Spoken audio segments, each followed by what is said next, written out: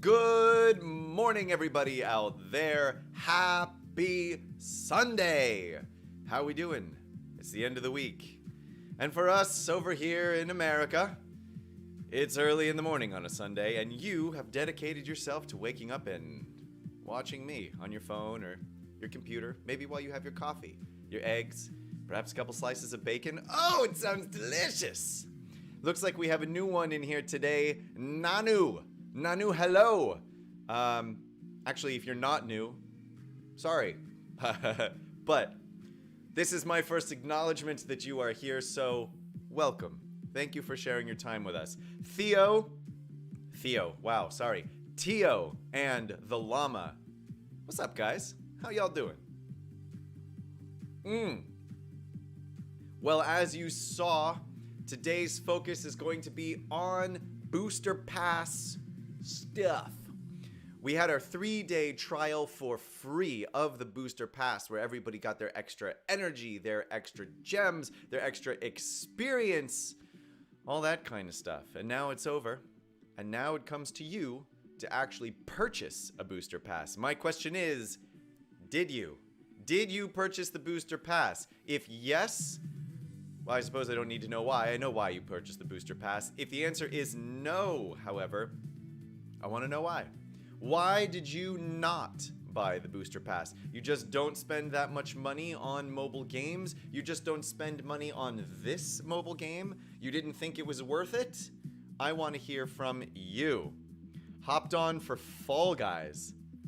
Been up since 6. Oh, that's right. That's right. The Escape Podcast doing a charity stream. I believe right now you guys are raising money for children with cancer, right? The llama, please fill us in with more information about that. If I have that right, it is a worthy cause and everybody should know about it. Tio says no Booster Pass. The llama says yes, I did. And Robert's here today. What's up, Robert? How are you doing? Well, I'm sure you guys can see from my screen that I have purchased the Booster Pass, as evidenced by two things. One, my name is in hot pink fuchsia. Actually, I guess fuchsia is probably a better way to describe this, right? Fuchsia? We're gonna go with fuchsia, because how often do you get to say the word fuchsia? And now I can say fuchsia as many times as I want to. Fuchsia. Also, you can tell because I'm using the monkey avatar. I joked with GKM yesterday that they probably should have made it a little dolphin avatar, because that's basically what you're doing now. If you're purchasing the Booster Pass, you are becoming a little dolphin all on your own. So let's see what we got going on here. Oh, I should note, however, that I did have to purchase the pack twice. Now, this was a mistake, but I went in and I purchased it the first time, and then the game froze. And when I logged back in, I realized that I had not received the pass, so I bought it a second time. And I went and I checked my account and realized that the purchase had in fact gone through twice. So I opened up a ticket with customer care, explained them the issue. They have responded to me basically with the automatic response saying that they have received my communication, but I have yet to actually get a response from them. In my note, I basically explained what happened and said, listen, I don't need the money back, to be completely honest with you. If you could credit my account with an extra 14 days of the Booster Pass, that would be great, because I'll probably buy the second one anyway. So don't worry about the refund. Just put an extra 14 days in that booster. So I will keep you guys updated with what happens there. I think among the other things in this game, that actually having an opportunity to talk to customer care and maybe figure out how they respond might be useful information. If any of you are in a position where you are going to spend a little bit of money, it's nice to know who the people are that are backing up that cash flow and what they're willing to do with it. God forbid there is a mistake. So we'll see what happens there. The llama, yes, World Child Cancer. So I'm going to fill you in just a little bit, the people on the stream, what she's talking about here. The llama and Paul, who you've seen on my stream from time to time, are the two members of the Escape Podcast on Twitch. And I believe, correct me if I'm wrong again, they are doing a 24-hour live stream in order to raise money for World Child Cancer. It's an excellent cause and they're excellent people. So When you get off with me, go spend some time with the Escape Podcast on Twitch. Show them some support. And if you have the means, donate a little. Help the kids with cancer. All right. So Tio says, maybe my day be so fine, but boom. Tio, I know you're from Romania, but sometimes I just still can't understand what you type. But I love you, dude. All right. No booster pass for Tio. That I can completely understand. But let's go ahead and get into it for the day. We just got to 9 o'clock. We do have our extra energy. You'll see that I have some extra quests that I have done early this morning. I do wake up a little bit early and I don't want to waste all of my energy. So I tend to use my campaign energy right when I get up in order to go ahead and take care of all of that. Ooh, apparently I have another time quest to collect. Let's see what that should be. Look at all these extra booster pass things. I love it. Event planner is what it is. Spend energy in the Brick Pace event. Ha ha. Yes, we are spending our energy in the Brick Pace event because that's the only place to spend your event energy. My question is, how many of you finished out this event? Whoa, whoa, whoa, whoa, whoa, whoa. Too much scrolling. So you had 2 days, and again, you only have 2 hours left to spend 1,800 total energy on Brick Pace event missions. This means that even if you had spent 100 gems every single day to refill your event energy, you'd still only be up around 1,000. So in order for you to get up to 1,800 in 2 days, you're gonna have to spend a lot of gems or a lot of money or both. Well, a lot of gems or a little bit of money or both. Did you do it? I want to know. Anybody out there who's going to be a die-hard Quincy purveyor, I suppose, is probably more apt to do it. The 300 currency is meh, but nice, I suppose. But it's really the Blacktron Quincy tile that you're kind of going for here if you decide to do it. So did you do it? Grand Champion, we have 2 days left to win as many arena battles as we can, and this one, honestly, is the one I found the most ridiculous. They gave us 2 days to win 20 arena battles. You only get 5 per day. You can spend 50 to refresh your energy, and this is based on winning. So if you lose even a single arena battle out of those 20, then you'd have to spend even more gems to refresh again in order to make up for it. So this Grand Champion seems way off in terms of the amount of time that they've given us to complete it. I mean, I play, like you guys have seen, all day, and I still only won 7 before today started. So this Grand Champion seems way off to me. What do you guys think? Huh? Huh? Let's see. Tio says, what if the booster pass will be in all countries? It will be better. Wait, is the Tio, is the booster pass not available to you? Is that, oh. I wonder if that's what you're saying. That you can't get the booster pass because it's not available to you. Is that the case? I didn't even know that that was a possibility. Huh. But I hope for your sake that it does show up. I'm not sure if you'd be planning to spend on it anyway, but I hope that it does show up. We also have the Brickspedition Heroes, 5 days left to use Clockwork Robot in the Brickspedition. Note, it does count if you use a Guild Allies Clockwork Robot in your Brickspedition battle. So every one of you should be sharing your Clockwork Robot right now, just to make it easier for everybody to be completing this Brickspedition quest. These series of quests. These 2 Willa tiles are going to be nice. Willa is very hard to farm. The extra 300 Brickspedition energy is nothing to sneeze at. Brickspedition currency, I should say. And also the 45,000 coins. Everything in this game is coins, coins, coins. So this is a good one. If you are not already sharing your Clockwork Robot, please, please, please, please, please, please, do it. Do it for yourself. Do it for all of your guildies. Do it for all the children out there who are outside playing in the street, getting some sun and having a good day. Because they want you to do it too. They told me so. Wait, nope, that's weird. I don't talk to children in the street like that. Let's nip that one in the bud before it even goes anywhere. All right. So I have started farming up my Kelvin and my Commander Cold. So the first things that I do in the Monolith Waste each day, I come and spend my energy for Kelvin and Commander Cold. 3 more tiles for the Kelvinator. And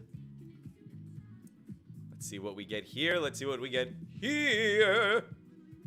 Apparently I'm singing it today. We'll see how long that lasts. But you know what? I had a glass of milk this morning. And milk makes me crazy. Oof. Actually, I'm very, very sore because we helped some of our friends move yesterday. And we had the pleasure of moving all the heavy stuff. So I'm very sore right now today. But it's okay. I push through because I'm young at heart. And I'm here for you guys. Completed the Clockwork Robot. Tio, yes. Well done, good sir. Clockwork Robot is going to be a very, very useful toon. I imagine people will find many, many uses for that in many different teams, most of which we haven't even thought of yet. So be on the lookout for those as we progress. GKM mentioned that he does get a lot of game footage from Tipster. Tipster, who is a whale in the game and has pretty much everything. So GKM can oftentimes say, hey, Tipster, I need a video of this team doing something. And Tipster can make that for him. And she does. They do. So be on the lookout for some of GKM's videos showcasing things like the Clockwork Robot in various different teams and makeups. I have a feeling you're going to like it. Aha! So another thing I did this morning, woke up, used my event energy. That's why you see I only have 12 out of 100 left at the moment. You'll also notice that the total number of attempts for the Quincy node was up to 10. Now, this was a little bit weird because the first day I only got 3 attempts at Blacktron Quincy. And then yesterday I had a maximum of 4. And then I woke up, and then let's see, last night I had a maximum of 6. And then when I woke up this morning, I had a maximum of 10 available attempts at Blacktron Quincy. So I don't know exactly what's going on there. I am well aware of how the game resets and when. So I'm not just being crazy and talking like a nut.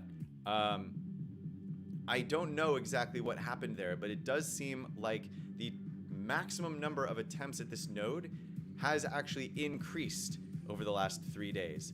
I am not sure that that's a mistake or on purpose or whatever, but yeah, so that's something to keep track of. Llama, yes, I had to submit a case with customer care to get gems back from refreshing. Ooh, really? I think Paul wrote about that actually in the content creator channel. He did something similar with Winston, or was that just you? He was talking on your behalf. It was a bug. Okay, excellent. So there you go. Llama says it was a bug that we were not getting the proper amount of Blacktron Quincy nodes. So you should be getting 10 from now on. Look forward to that. Go spend your energy there. Extreme Gamer. Good morning, sir. How are you doing? Or ma'am, or dude, or dudette. I don't know.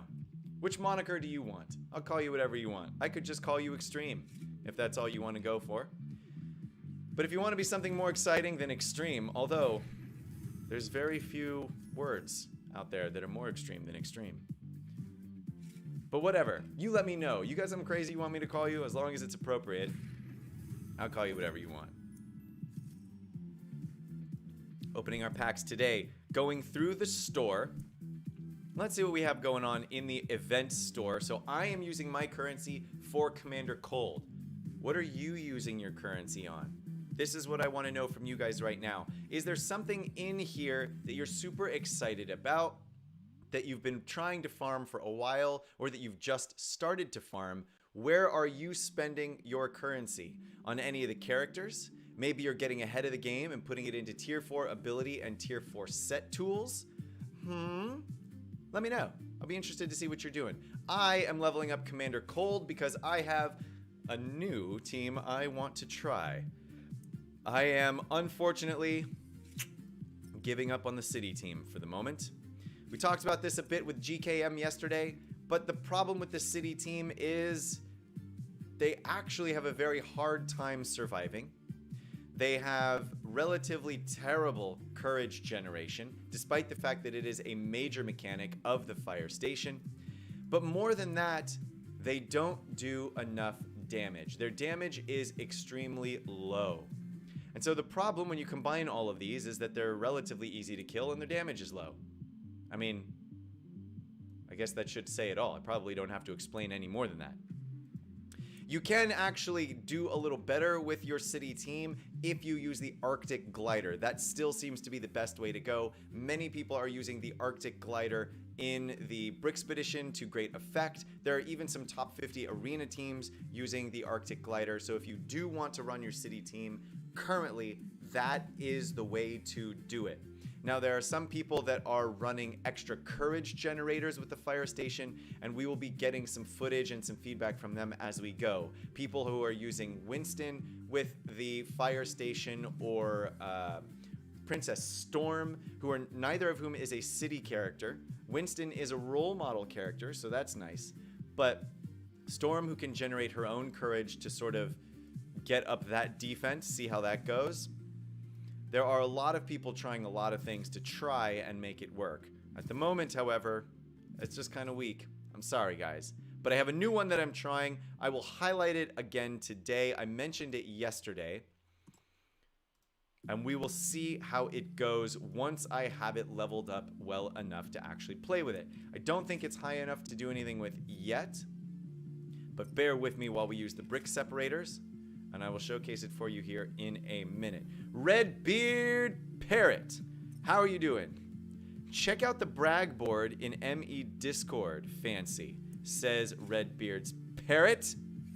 Beat 6-star level 52 Ninjago with 4-5 city plus Primo and Ice Glider. Fun battle. There you go. So Redbeard confirming for us that Ice Glider is in fact the way to go. Aurora with the Ice Glider is just crazy. And considering how terrible the AI is when they're on defense, it's a good idea to run it. In the arena, it's a little bit easy to beat because everybody knows you just target Aurora first.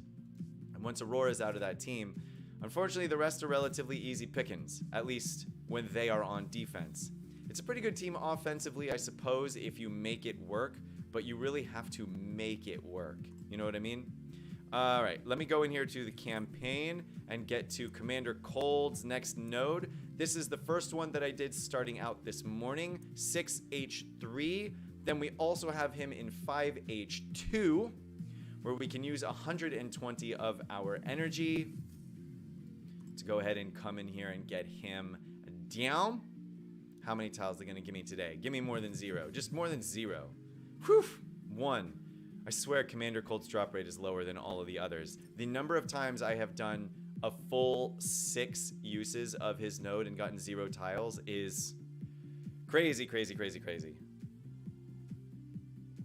Nanu, the booster pack is not available in my region. Nanu, what region are you in? I'm actually very curious to know these things. It is curious to me that they released it in some areas, but not in others. I wonder if that has more to do with a government type thing, but who knows? So I am interested to know which areas it is that we're discussing over here. Extreme, how is Princess Storm? I am close to unlocking her. Princess Storm, I think, is one of the sleeper characters of the game. Whenever you play against her and she has the opportunity to get 3 or 4 stacks of courage before doing her AoE, you'll notice that she does a lot of damage. She also has decent defense and she can taunt, which is how she gets courage. I think Princess Storm is pretty good. The problem is that she fails to really fit into a team because of the other players that you can put on that team instead. For example, if you're running a castle team, the standard castle team has been Go Busto, that's Magisto, Bernabas, and Jester Gogo, with King Brutus and Princess Verda. So you've already got those 5 put together, all of whom are a little easier to farm than Princess Storm. So then maybe you get Princess Storm, but where do you put her? She is an attacker, so maybe you put her in place of Verda, but then you lose Verda. Maybe you put her instead of King Brutus, and then you'll increase the damage done by your team. But King Brutus's power is his ability to throw taunt around on different characters and give a bunch of buffs to the rest of the team. So I think Princess Storm is pretty good, but we haven't seen her in any meta teams yet because it's just kind of hard to fit her in anywhere.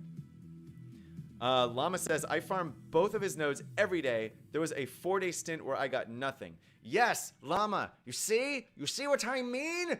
It is not just me. The llama also sees. Man, I'm nuts. Okay, what else do I have left to do quest-wise? Challenges.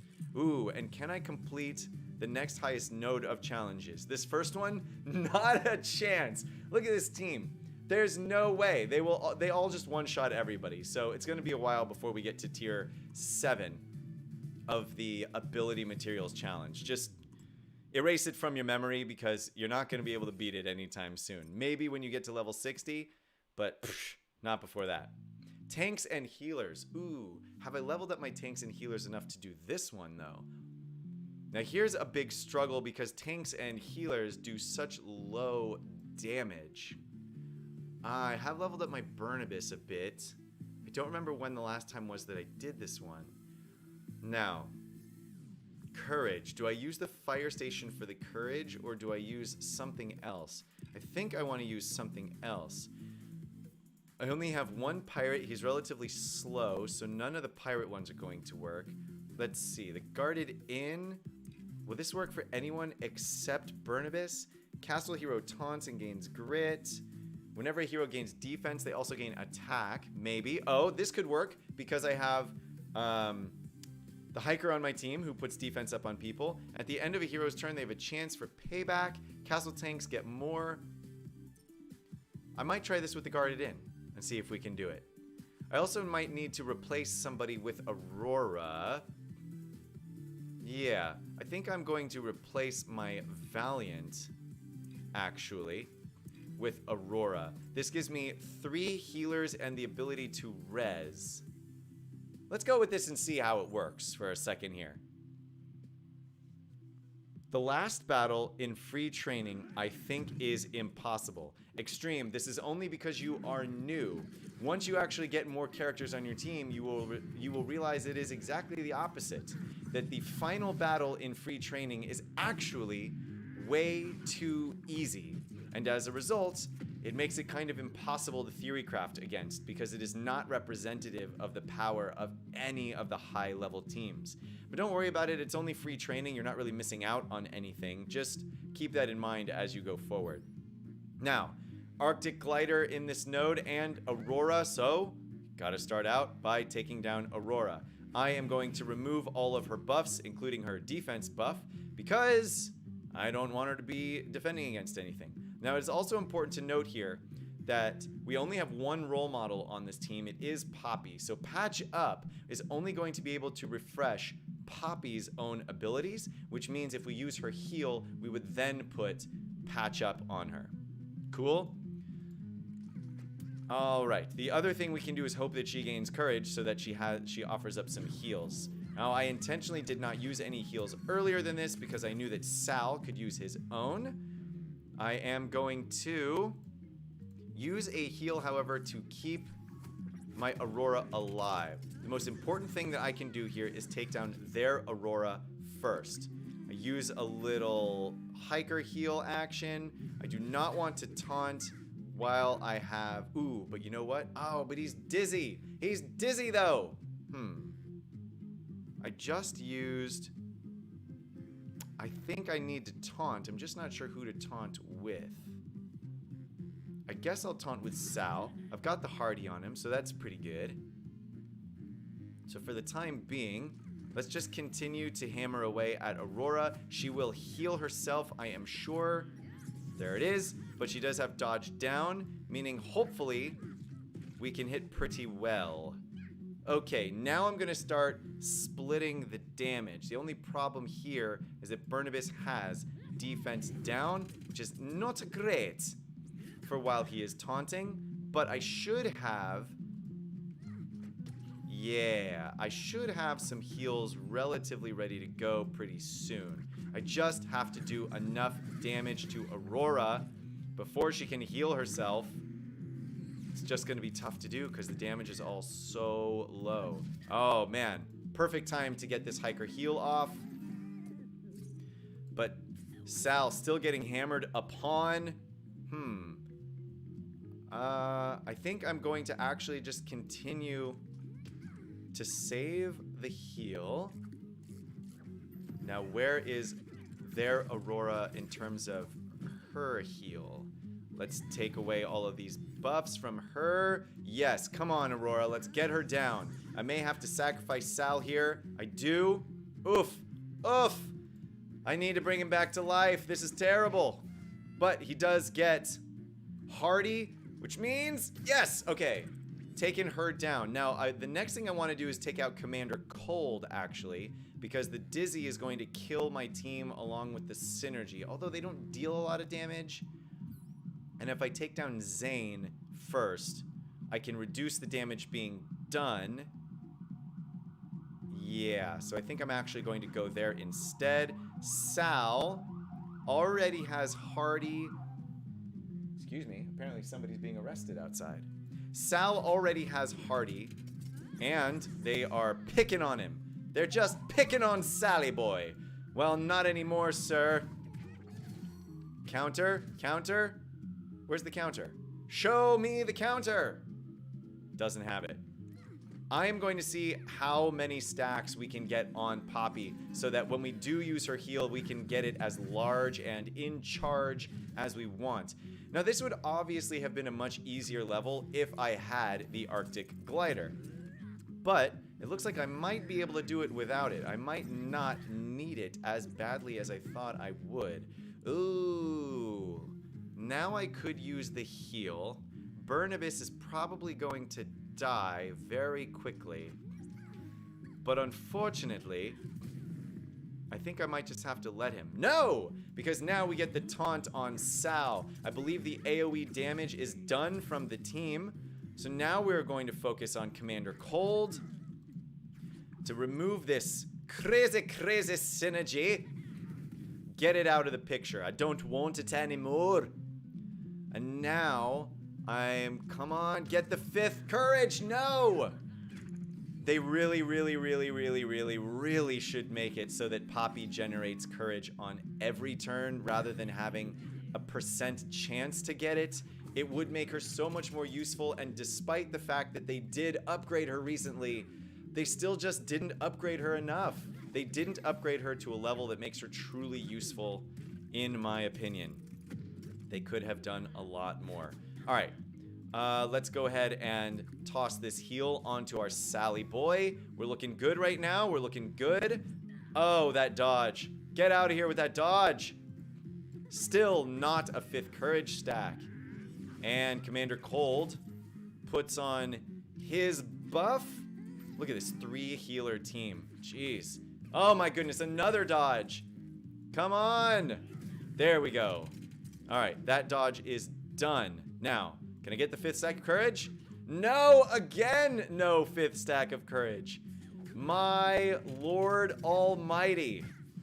Okay, Sal is down, but that is all right because now he's alive again, just in time for us to swap the taunt over to the burn baby. Let's go ahead and there we go. Now we have that 5th stack of courage. I believe we're probably going to use Poppy's heal on her next turn. We have, oh, but maybe not, because now everybody's relatively full. Thank you, Explorer Aurora. Okay, we can finish off Kelvin. And once she's gone, all we have left is the Highwayman, who is always the biggest beast, because he hits very hard and he's stealthed. So it's very, very hard to get him. I guess I don't really need to renew anything, but if I put a hot on and give grit up over to Burnibus, it's not going to be a bad thing. I do want to make sure to keep everybody alive at this point, though. I'm getting close to the end here, and I want to make sure that I don't necessarily need to use the res again, because I don't have it available right away. Don't need to use the heal yet. Ooh, and I wonder if now that she's at 5 stacks of courage, even if she rolls to get another stack of courage, I wonder if it simply doesn't count. Now, when Poppy gains a stack of courage, she heals the person with the lowest health for 10% of their max health. No, 10% of her max health, sorry.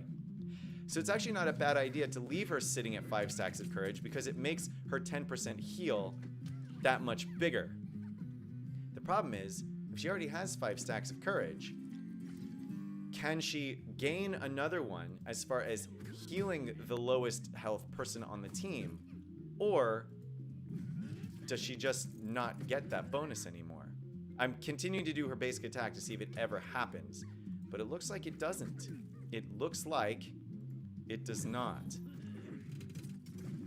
All right, here we go with this counter team, or this counter mechanic on my team. Everything's looking good. I managed to put a slow on the highwayman. Slow on the highwayman is nice. A hit coming to Poppy, who now has an extra 25% health. So actually at the moment, Poppy has a lot of health, and Poppy with 5 stacks of courage is actually pretty good. It's just that every other variation of Poppy is terrible. Look at this! Look at this! We gold trophy the next node for the tanks and healers. Woof.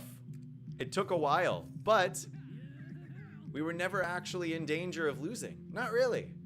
So, good thing to note. This is the power of Explorer Aurora, in case you were curious. This final one, recommended level 60, gear level 7. You guys saw how long the last one took. I'm gonna wait until my tanks and healers get a little stronger before I go for this node. But at the moment, we're going to go in here.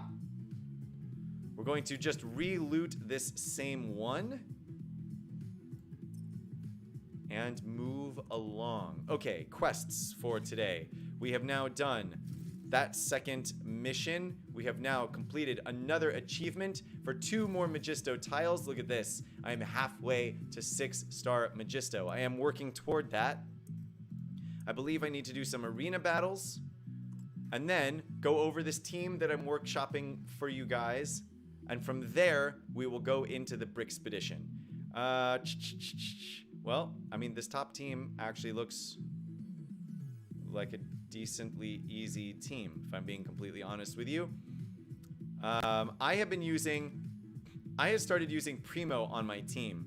On defense, this makes me just as easy to beat as when I'm using Valiant. But I like using him on offense because he can clear all of the taunts from the opposing team. So watch as we go. As long as I don't sacrifice him right at the beginning, we should be all right.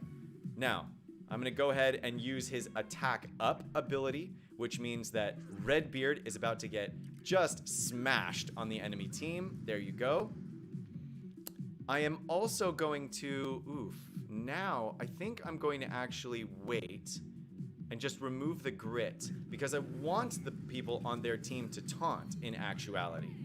We got the one taunt, great. We got both taunts to go off. I'm going to go ahead and do some AoE. And then when we get to Primo's turn, he did survive long enough that I can use his ultimate to remove taunt from the enemy team. Gonzo. And now I can just start targeting Argenta, who is the last person on the team who actually does any real amount of damage to speak of. And we're basically done. I'm going to go ahead and come in here and floor Cook Bart next to prevent all the heals from going through. And now I'm going to go ahead and taunt with Primo. Why?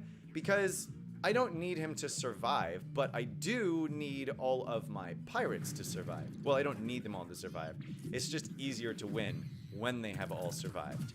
So now that that is done, we have a free crit over here. Barnabas is locked out from his abilities, but look at all the debuffs that we have on Barnabas. He's going down. He's going down, boys and girls. Good night, Bernie. Valiant is gone, and there you go. There's the power of Primo on offense. Like I said, on defense, this team gets rocked. And I could probably actually make it survive a little bit better if I swapped out like Darwin for Valiant or something like that. But it also cuts down on the damage, and I just likes dealing the damage. So there. So that was one arena battle. Let me turn to you guys for a second because I've done a lot of talking without seeing what you guys are talking about in here. Woof! Cosmic, hello. Good morning. How are you doing? Llama, how are you finding the drop rate for Quincy tiles in the event? I am finding them extraordinarily low so far. The only saving grace of it is that every time you do get a Quincy tile, you have a chance to get more than one. This is different than all the other tiles in the game, and I know Llama is aware of this, but for everybody else. So most of the tiles most of the nodes you go to farm tiles for a character, if you do get the RNG to acquire a tile, you get one. Now on the Quincy node, you have the opportunity to get more than one. So every time the RNG comes through, you might get one, you might get two, you might get three. So it's possible, although extraordinarily unlikely, that in 3 attempts at the Quincy node, you might get 9 Quincy tiles. I have yet to get more than 3 in... I think I've gotten to like 3 tiles every 6 attempts or so, which I guess is about a 50% drop rate in total. So it kind of feels okay. The issue is that the amount of times the tiles drop is really low. And I'm not sure, actually, let me rephrase this. I think it's better to have a higher drop rate and a lower number of tiles that drop per drop rate. Because emotionally, it makes you feel like you're getting something more often. If I get something 1 out of every 6 times, but I get 3, or I get something 3 out of 6 times, but I get 1, the net result of how much I've actually gotten is the same. I've gotten 3 tiles either way. But in the second way, where I get 3 tiles out of 6 attempts, I feel like I have won 50% of the time.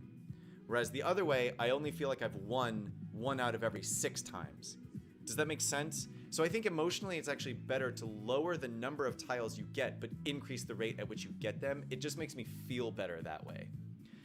Let's see. Just got 9 from 10 sims. Llama, that's really, that's a lot better than I've experienced.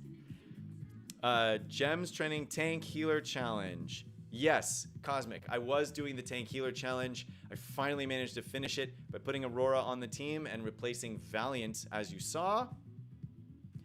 Kill Zane, we did, yes. I want that alien-looking creature with the crazy heels. Yes, Extreme. That is Gorwell. And Gorwell is going to be... Gorwell is a character that is only available through, I believe, the premium bags. Correct me if I'm wrong. Which means that your chance of getting her is extraordinarily low, unless you're willing to spend thousands of dollars on bags. However, she is apparently going to be farmable with the coming raid. So be on the lookout for that, because yes, Gorwell is a very powerful character, gotten even more powerful with the most recent space rework. I guarantee you will see her in some meta teams somewhere as we get further along, especially once raids come out. Primo looks primo on the team. Nice to see some variation in the Buccaneer formula. Yes, Theo, he works very well when you were playing him on offense. On defense, he just gets rocked. Just at level 52, Llama, nice! And I just did the tank healer tier 5. Cosmic, it's a grind, man. It's a beast, that level. It's just, none of your tanks or healers do a lot of damage. So even if you are way overpowered, it just takes a long time to win. So if you're gonna do it, make sure you put Explore Aurora on your team, for any of you out there who haven't done it yet, because Explore Aurora will enable you to bring people back to life, meaning the chances of you having to redo it go down. So this is the team that I was looking at yesterday. There is some fear that the amount of damage done by this team is relatively low, and I agree with you. But my hope is that I can find out based on the amount of counter damage that this team might do, depending on what set we run them with. So the team is Master Burnibus, Jester Gogo, Magisto, Dr. Kelvin, and Commander Cold. The synergies here are that Master Burnibus, Jester Gogo, and Magisto, well, you should know their synergy by now. Dr. Kelvin is going to be able to hand out little heals to the rest of the team whenever anybody on the opposing team acts out of turn, essentially, while her synergy with Commander Cold is going to be able to apply Dizzy, defense down, or defense up, and defense, or rather damage block, or damage immunity onto the team. So the real synergy here is based on the idea that Dr. Kelvin is going to be tossing out little heals all over the place and applying some damage reduction. Commander Cold applying some damage reduction and being able to turn damage reduction into damage immunity. If that happens while Jester Gogo has taunt and Jester Gogo gets that damage reduction, Jester Gogo has the highest health pool in the game. So not only does it make him harder to kill, but anytime you hit Jester Gogo, he can heal the other people on your team for an extraordinary amount of health. Jester Gogo is probably actually the strongest healer in the game right now when you consider that you just have to hit him and then he heals everybody else. You don't have to wait for his abilities to cool down, like nothing. He doesn't have a heal that cools down. You just hit him and he heals other people. Now it all is a % chance in that particular case, but I have a feeling that this might be a pretty good arena and or PvE team. I will be showcasing it around the time I get Dr. Kelvin and Commander Cold up to, I think, 4 stars.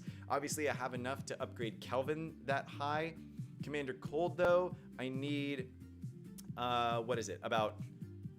I need 40 more tiles, 39 I guess, because I would need him to have 85, I think, 35 to get to 3, and then another 50 to get to 4. And then I'll be showcasing the team in the Brickspedition, I believe, first. I think it'll still be a little bit too weak for the arena metas that are going on right now.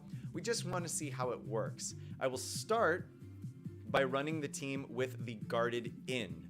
The Guarded Inn over here I have at 5 stars. I will eventually be upgrading this one all the way so that whenever a castle hero gains taunt, remember there's 2 of them, they will also gain grit up, and each hero gains a stack of heal over time. So once again, adding little heals here and there to the other players on your team. Additionally, whenever a hero gains defense up, they also gain attack up, and everyone on your team is going to have defense up almost all the time, which means almost everyone on your team will have attack up almost all the time. And then this last one, at the end of a hero's turn, they have a 15% chance to gain payback.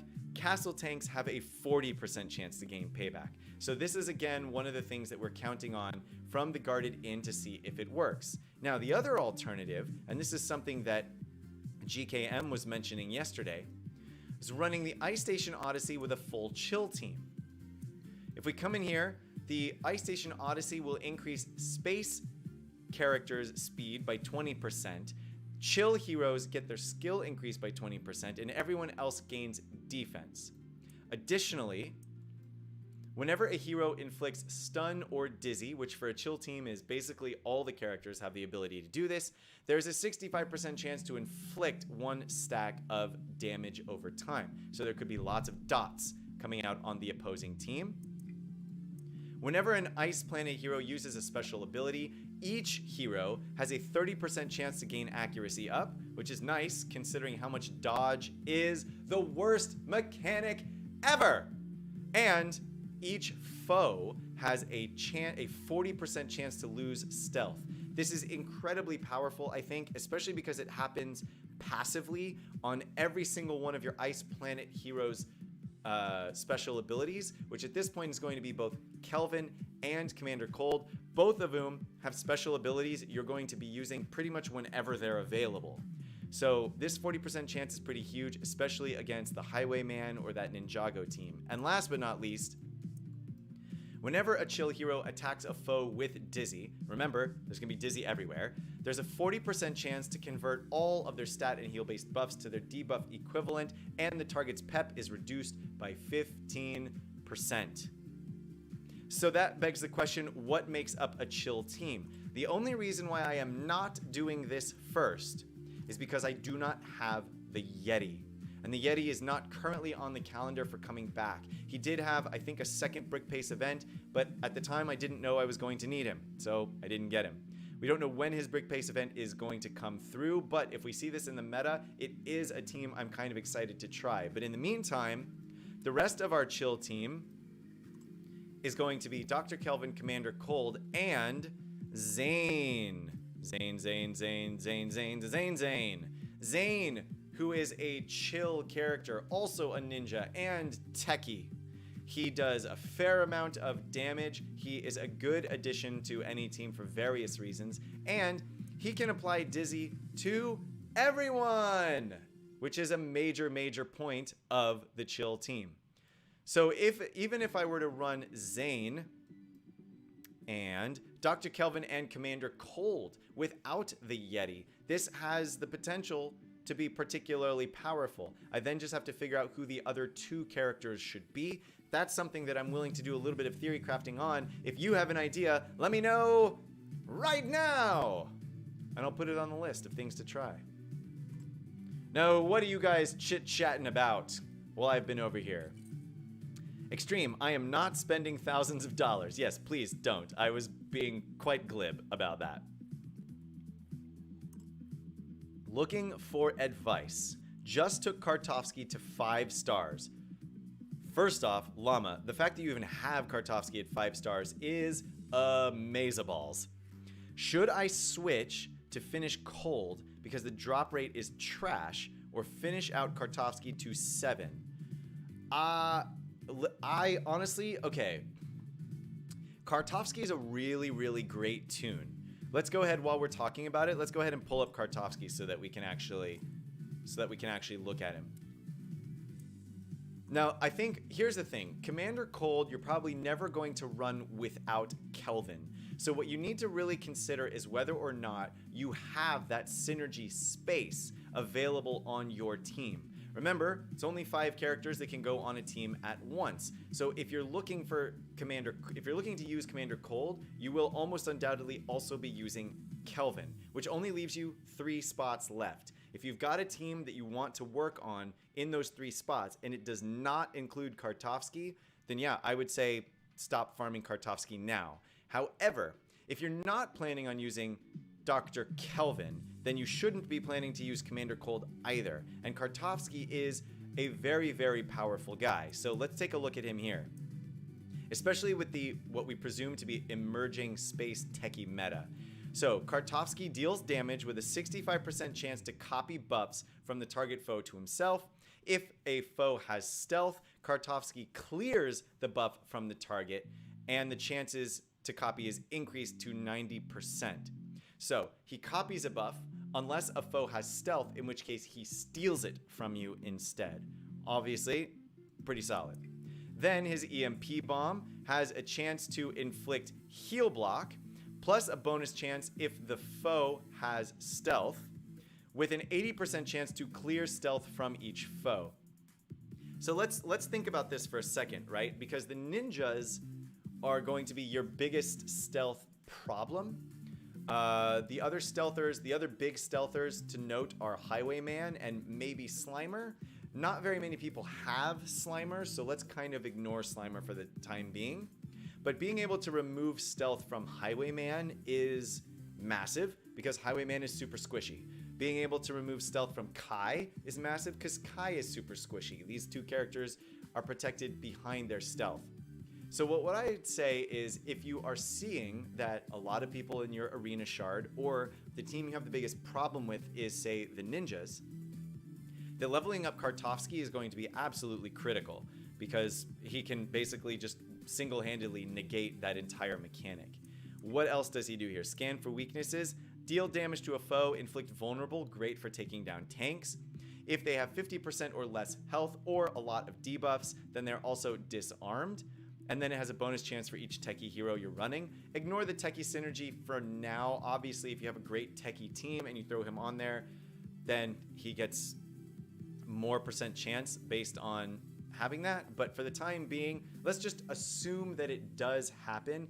You're afflicting vulnerable, and if the character was already weak, then they get disarmed. So basically, putting Kartovsky on the team says, all right, you're already about to die, so I'm just gonna kill you. And then his passive. Whenever he's critically hit, he has a chance to gain stealth. And whenever he attacks, the foe with the lowest health and stealth has a chance to have its duration reduced with a bonus chance for each other space hero. So again, Kartovsky is a major anti-stealth player. So here's what I would say in answer to that question. If you find that the mechanic that gives you the most trouble in the game is stealth, then continue to farm Kartovsky all the way up to 7 stars. He's a great little character, and he can help you solve that problem if that is the problem that you're having. If you're looking for a character that has more utility in a whole bunch of other ways, then I would keep Commander Cold. Commander Cold not only gets that great synergy with Kelvin and can apply Dizzy and Debilitate onto enemy characters, but he can also buff your own team. Kartovsky here is pretty much only offensively oriented, and only offensively oriented toward, one, taking down tanks, but remember, you're only going to be able to use this ability once, so on a team with multiple tanks, you're kind of going to lose out a little bit. And he has this great anti-stealth mechanic. He also has this chance to inflict heal block 1, reduces some of the healing that characters get. It doesn't negate all of it, it just reduces it. So the main thing Kartovsky is for is reducing stealth. If you do not have a problem with the enemy stealth mechanic, I would say switch to Cold. Otherwise, farm Kartovsky because he's going to help you murder ninjas left, right, and center. Whew! How far along is... Oh, and so your Cold is almost at 6 stars. That's pretty close. Redbeard says go for Kartovsky. He's only in the master shop. That is another good point. That if you are looking at eventually getting Kartovsky to 7 stars anyway, you probably want to do it here to the best of your ability because otherwise it's going to be very hard to get him. Although, I wonder what's going to happen when raids come out and what all the different rewards are going to be that we get. Unfortunately, that's just pure speculation at this point. Cosmic, Cold is still at 2 stars. Woof. And you're right, Cosmic, it is a big oof. I'm looking at building this guy up so that I can use him for Yao. But so far, no dice. Really hope that the Escape Podcast can come on the morning build someday. Cosmic! We can do that. It actually isn't very hard. We just have to get our schedules in order. Thank you for coming, my man, and we'll see you later. Which character do you hope you unlock next? Extreme. Let's go back in here into the heroes and actually take a look at this. So in my case, I just mentioned that chill thing that I'm looking forward to doing at some point. So I am actually looking forward to the Yeti. Unfortunately, the Yeti is definitely not coming back for the next 2 months. We have a long enough event calendar that we can see what happens through the end of October, and the Yeti is not on it. So my chances of getting Yeti are very slim. So running that full chill team, I don't know if I'm going to be doing it. However, Basil the Batlord is coming up, and I am very excited to try him out. I think that there is a world with Basil and Willa in it where your team is just monstrous, especially on offense. I am very much looking forward to getting Basil. I'm also starting to spread around some of the currency that I use in the store because I am trying to get Magisto up to 6 stars, and obviously that's only through achievement. So I've started spreading around a little bit of currency, for example, to unlock King Brutus, who I have no intention of actually using, but I need to unlock more characters for more achievements. Lloyd, the same way. Lloyd is a great character. He's just never interested me very much. We have the Master Wu event coming up, and my pirates should be plenty powerful to unlock him. So I've got that going on. And then further down the line, I think the next character that I'm actually really excited to unlock would be Willa the Witch. Now you'll notice if I go in here to my store really quickly and check out the Master Store, I have acquired enough currency. Why are you not loading, Master Store? Load for me. I click you. There we go. So I do have enough master currency to get some tiles here, but 3 tiles of Willa the Witch does me absolutely no good. Neither does it do me any good for Major Kartovsky. So I am actually just pooling all of this master currency. I mean, let's see, what do I need? In order for me to unlock Willa, say, I would need 22 purchases. 22 purchases at 600 each is, somebody help me with that math. 6,000 times 2, 12,000, 13,200. So yeah, when I get to 13,200 master currency, then I might consider starting to purchase things. But I'm also waiting to see what else comes into this master store. Maybe something else shows up that I want more than Kartovsky or Willa.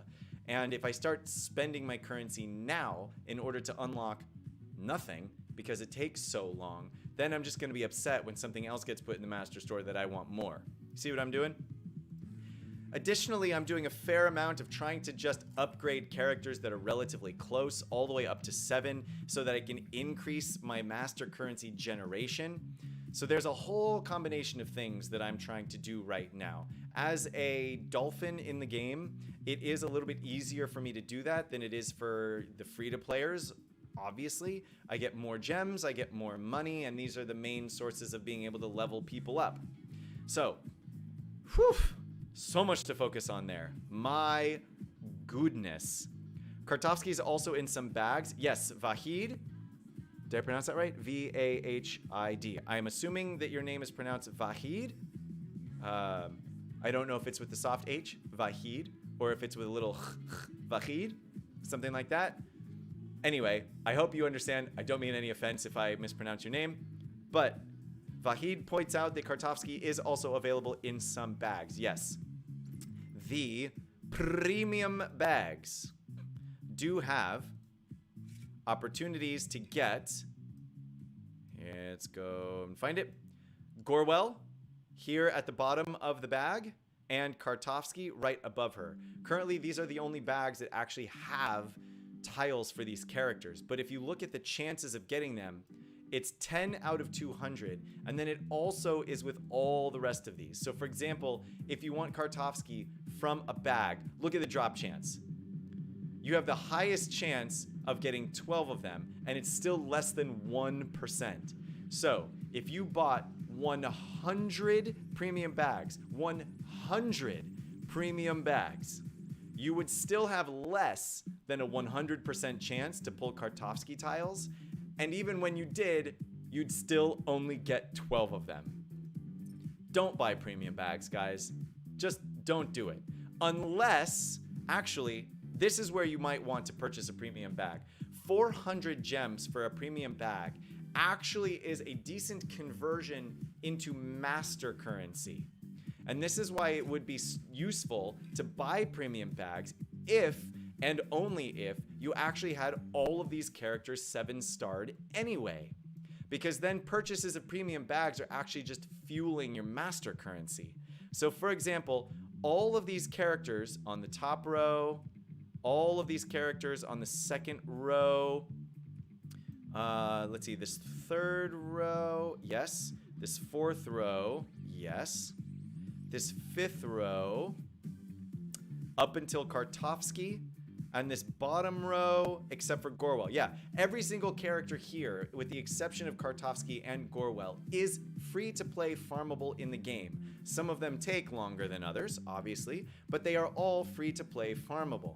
So if you imagine that purchasing any of these packs can get you any one of these characters, you'll notice that it's impossible to plan for premium packs to actually give you a particular character. It's just completely unreasonable unless you really like playing the lottery, in which case, stop it. The lottery is a scam, and there's lots of research you can read about that. But in this case, if you were a dolphin or a whale, the premium bag would actually be a decent place for you to spend your gems in order to acquire master currency just through the sheer conversion. But for everybody else, honestly, it's a total waste. If you do have the booster pass, then when you finish all of your dailies for a day, you actually get one for free. So there you go. Do with that information what you will. Let's hop in here and do another arena battle real fast. That will finish out my quests for the day. And let's see what we got going on. Same thing as last time, really. Basically exactly the same. They have Darwin instead of Bernabas. So we are going to use our Primo, give everybody attack up, and just come in here and utterly smash their Redbeard. Great. Now in this case, I'm actually going to save my Primo from having to do his special, because I could just knock out Valiant without much of a problem. So now I can actually taunt instead, take out Argenta. Next thing, I'm going to actually save the heal because I'm going to try and use it on Primo. Valiant also managed to get locked out of using his abilities, which is excellent. I made the mistake of targeting Darwin, who has an increased dodge chance whenever there are other pirates. I should have been focusing down Chef Bart instead. Now, let's see. I have 1 stack of courage, and he is about to die. Nope, he's not going to die because I am going to get the heal right now. Brilliant, bringing him back up. It will be a bit of overkill to use Walk the Plank on the cook, but he's gone. Cook Bart is down. Now Valiant is either going to heal or taunt. He taunts. No, he does his heal. So we can take him down a little bit. Now I'm going to go ahead and use Primo's ultimate. There is no stealth or taunt to clear. However, it will remove 30% pep from all of the characters because of his 2 stacks of courage that he had. So, an excellent little bonus there. I will take out Valiant. My characters are getting relatively low, but it doesn't matter because Darwin, 5-on-1, even with all of the excessive dodging that he does, is just not going to be able to overtake us. We finish out our second arena battle. That finishes our quests for the day. If you do not, please, please, please, please, please, please, please start finishing all of your daily questicles. It's just an easy way to get your Redbeard tiles. It's free to do. Just do it. All right, that does give us a premium bag. Ooh la la. So we will open this premium bag on stream for you because I can. Great, here we go. What do we get? Give me something good. Oh. 12 chicken suit guy tiles, but more importantly, 75,000 coins. Those 12 chicken suit tiles are going to do absolutely nothing for me, but I have them, and they were, I guess, technically not free because I have to pay for the booster pass, which is how I get the bag, but you get what I'm getting at. Woof! What else we got? I got Egon, but that could be a while. Extreme, yes. My advice to you on that one is to erase that thought from your memory, because it is going to be an extremely long time before Egon is made available, because they have stated that the Ghostbusters will only be available in the Ghostbusters event. The Ghostbusters event just finished running. So when are they going to bring it back? Not anytime soon. Sorry, sucka. So if I were you, I would just don't even try and figure out another character that you might want instead. I'm going to come in here and start putting the Clockwork Robot on my team as I come in here. The goal is to keep him alive so that I can reuse him on some more of these Brickspedition battles in order to finish out that Clockwork quest that we have going on.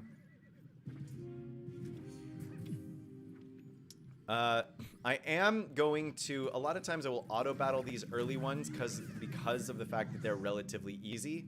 But in this case, I really do want to make sure that my Clockwork Robot survives. So I am going to make sure to actually manually battle them. Luckily, the easy ones are, well, easy. Wow, look at that. Gorwell, 2 dodges. What are you doing to me, man? Select a target hero. They gain speed up if they have a bunch of stacks of wind up, which they don't. I have not leveled up Clockwork Robot's abilities at all, nor do I plan on it, because, as I mentioned before, I don't actually plan on using Clockwork Robot. I just want to complete the requirements for his quest, for his timed quest, as best I can.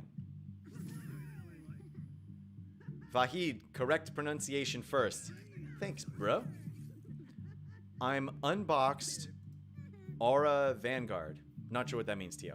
Llama was able to unlock Gorwell. Really? When did you unlock Gorwell? Did you do it through premium packs? Or did you do it like way back when she had like an event? She did have an event, by the way, like a long time ago. Theo, these free premium bags should keep Tio happy. That's right. Tio does ask to open premium bags a lot. Matt, you had another 5 free premium bags, I think. Cosmic, I'll have to go in there and actually take a look. I don't think I actually do.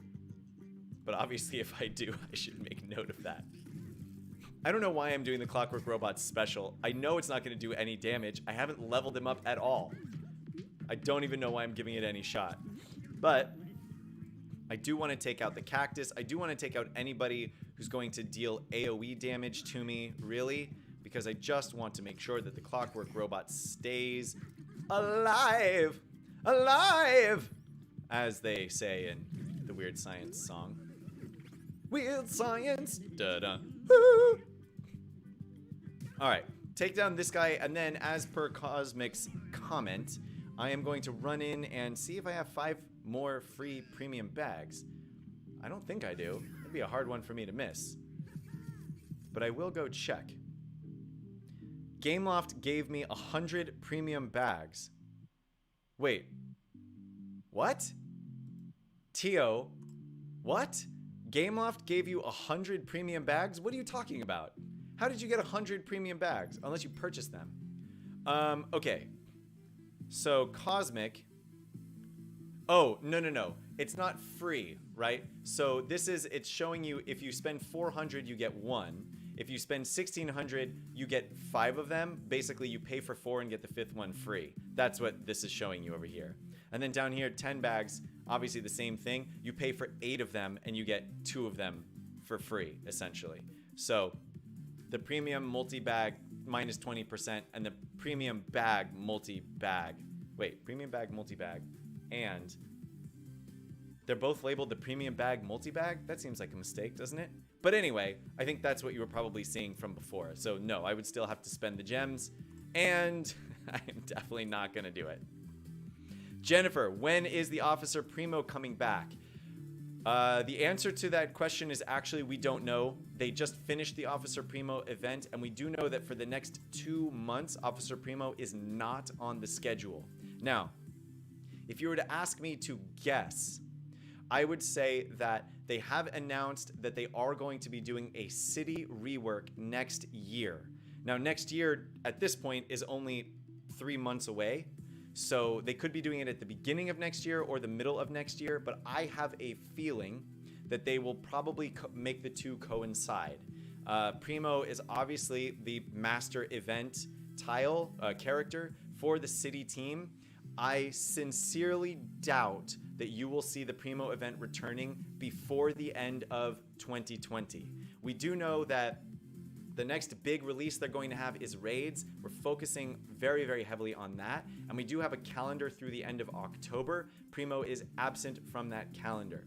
Come November and December, we also have confirmed that there is another intellectual property coming into the game, sort of like Ghostbusters, but we don't know exactly which one it's going to be quite yet.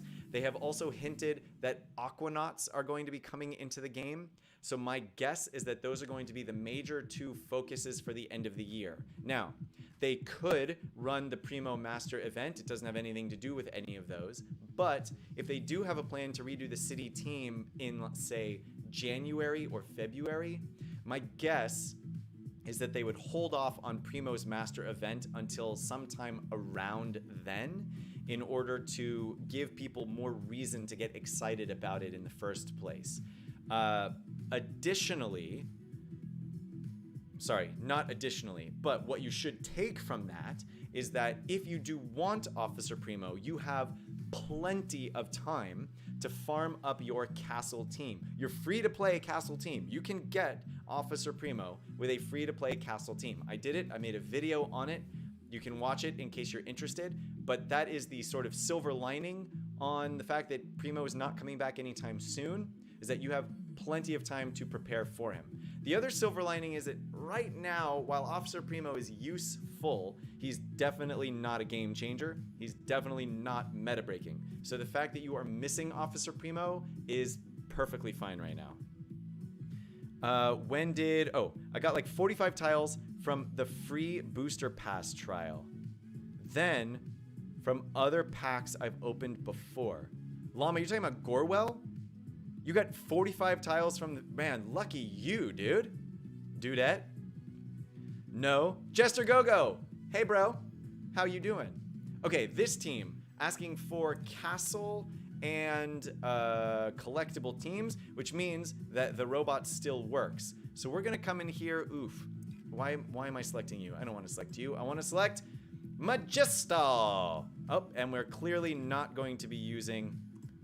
There we go. All right, so this is the team we're going into. This castle node in Brickspedition. Let's hope that we can keep the clockwork robots alive! Alive! We do have an amazing ability to taunt. We do have 2 characters on the enemy team that can do AoE damage. So we do definitely need to take them out. And we need to take them out quickly. I am going to start with... Yeah, we're definitely going to put the taunt, especially because we have the counter ready to go on our Burnibus. Then, I want to, let's see, does extra damage for each buff on Go-Go, plus he has attack up 2, or let's see, 110% damage. I'm actually just going to do the basic. I really need, I know Crook Chuck is going to taunt, so I really need the crash test dummy to taunt as well. Come on, Tummy. There we go. Great. So he taunts with counter up. If he is still alive for the Clockwork Robot's turn, we are going to come over here and target Crook Chuck. I do not want to remove the taunt from the crash test dummy just in case it wouldn't have killed him, because I still want him to be targetable. Now let's go ahead and take down Crook Chuck. Our crash test, our Clockwork Robot should be safe at this point. Poppy should go down with this AoE damage. And so should almost everybody else. Brilliant. Brilliant. Great. Again, Clockwork Robot survives! Woof! If you have not started doing your Clockwork Robot in Brickspedition, you need to start doing it now. You will be quickly approaching the boards that are too difficult for your Clockwork Robot to survive unless you have really spent to level him up. Now, we're coming into a level 50, gear level 6. I am going to try this with the same team that I was running before, with the Clockwork Robot in here. If the Clockwork Robot dies, I'll see how close he was to actually surviving. If I need to, I will put my Darwin into my team and use somebody else's Clockwork Robot in one of my ally slots, because it still counts toward the completion of the timed quest. Ooh, look at this. Magisto, Kai, all pretty weak here. Huh. Okay. I think I'm going to start with Magisto this time. Come on, take Magisto away, please. Dunzo? Dunzo. Now we'll take out Kai. We just want fewer people running around doing damage. Now, I'm going to go for the chicken next because I want to take his AoE out. I will use the hiker's heal at this point. Oh, that dodge was killer. Now we can just hammer down their Redbeard. Their Redbeard gets a heal. Yes, brilliant. He used Salty Seas on his turn. Why was that brilliant? Because it kept him from attacking on his turn. Now, we do need to take him down before he does his ultimate, because it could just be a pain in the butt to deal with. We do. Brilliant. Clockwork Robot is not targeted by the enemy, which is excellent. We might get out of here with Clockwork Robot completely unscathed. I guess it depends on whether or not our Cook Bart and our captain are going to hit. They both hit. Brilliant, see? Aurora and Ice Glider unlocks every single part of PvE content, including quests like this one. You can do it on the later boards if you use Aurora. I did it on boards 6 and 7. Redbeard's Parrot is 100% correct. If you are looking for the ultimate 2 teams for your different pieces of content, I would suggest that you farm all of the pirates that are free to play so that you can unlock the Peg Legs treasure event nodes to get as much coinage as possible. Following that, if you're unsure of what to do, a good bet is to unlock Explorer Aurora and her Ice Glider. Explorer Aurora is farmable in nodes in the campaign battles, and the Ice Glider is farmable in the Monolith Waste. It's also farmable, I think, in at least one campaign node, but while you're at it, you might as well just get it from the Monolith Waste, because that's the fastest place to farm anything. But as Redbeard pointed out, her ability to basically speed up and always refresh her revive and all that kind of stuff is just immensely powerful, especially when you are on offense, because as I've mentioned several times in the past, the computer's AI is unintelligent. And so they will not necessarily target Aurora first, which gives you plenty of time to basically get around and heal everybody on your team. It's really, really great, and you should definitely use it unless you are going for some like super powerful arena meta team, in which case there is a city team that can get you into the top 50. I can show it to you on my shard if you're interested to see it. It is pretty easy to guess what is on it. But yeah, as Redbeard said, Ice Glider, good way to go. Why don't you use guild allies in Brickspedition? There's an achievement to use 1,000 of them. Aha! I do use guild allies in the Brickspedition. I usually wait until... Oh, I forgot that I was on board 2, actually. I should have been using them the whole time. I usually wait until I get past the halfway mark, especially when I'm on boards 5, 6, and 7. I, to be completely honest, should have been doing it this entire time, because on boards 1, 2, and 3... you have enough to basically just start from the beginning and go through, and the boards are easy enough that you don't really have to worry about losing. On 5, 6, and 7, I like to put them in. Sometimes I lose a battle and want to do it again. And if you use a guild ally, but then back out of a Brickspedition mission, you still get the, you still get credit for having used it.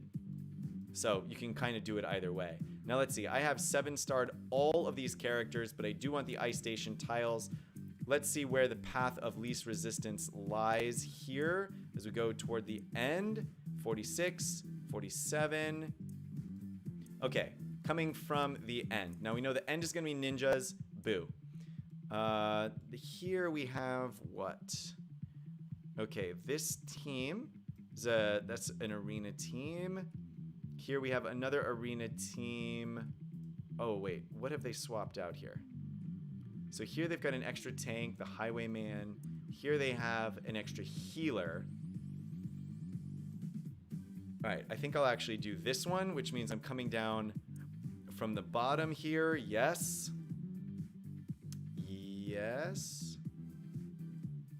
Okay, and yes. Great.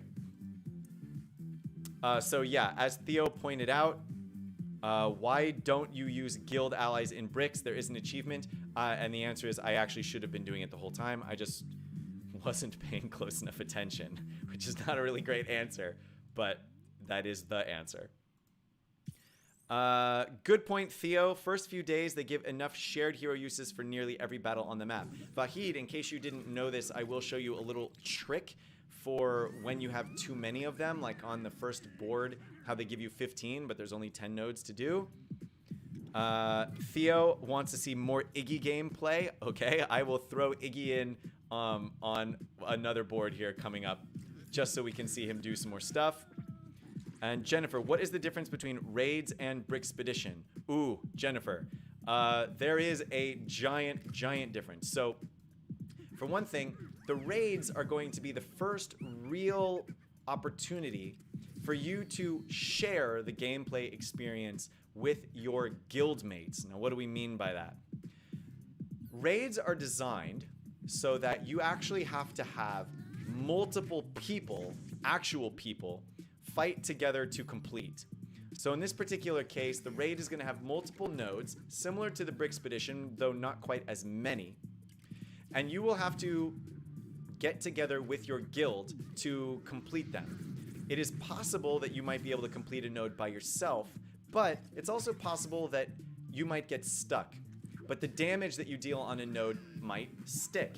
And when that damage sticks, then someone else from your guild can come in and deal a little bit more damage on that node. Someone else from your guild can come in and deal some more damage on that node. And then you guys together will get rewards for your individual contributions toward completing the raid. Now, they have mentioned at the moment that the only thing you get is individual contributions. I have a feeling, I mean, they've got to put in a guild contribution for like just plain beating it. I can't imagine how they couldn't do that. But the biggest difference is, imagine if you had this Brixpedition board like what we're currently looking at, but instead of you being responsible for completing it, there were also other guild members that you could work along with to help complete it with you. That's going to be, I think, the biggest difference that you will experience with raids. That you will have characters that have way boosted stats that you're fighting against. They will have maybe new mechanics that you're unused to. There will be, I think, a big boss battle, at least one big boss battle, where instead of fighting 5 minifigures, you're fighting like a big boss that has way too much health and damage for you to defeat on your own, and your guild will have to work together to defeat it. I know I'm leaving tons of things out and glossing over tons of things, but that's essentially the way that the raids work. And part of the reason why everybody's so excited about it, because it gives us a real reason to interact with our guild allies instead of just sharing one guild ally from time to time. Now, we want to see Iggy gameplay. You know what? Actually, let me see which one it makes the most sense to use Iggy on. Because Iggy adds Dizzy, so I think I want to add him on a node with a Redbeard. Okay. All heroes are inflicted with Clumsy at the start of the turn. That's going to be terrible. All right, so here you go. Theo, I am going to use your Iggy on... I think I'll use him on this node, where we have a Redbeard that hopefully I can Dizzy so that he doesn't counter and counter and counter and counter and counter all the time. But let's come in here and see who else we can grab for this particular node. I'm going to grab this other Valiant, hopefully to protect my little clockwork robot from the evil people and the damage that they deal. Iggy time, Yuppie time too. Yes, okay. Theo and Tio. I will use both. I will use Tio's Yuppie and Theo's Iggy in here if I can. Now, okay, I know that Lloyd is going to stealth everyone. And then I know that Aurora is going to bring everyone back to life. So, the first person I need to kill is Explorer Aurora. You can see, obviously, right now, why that's going to be a problem. So, I'm going to focus on keeping people alive until I can get through to killing Explorer Aurora. I want, if I can, to do basically as little damage as possible until she's out of stealth.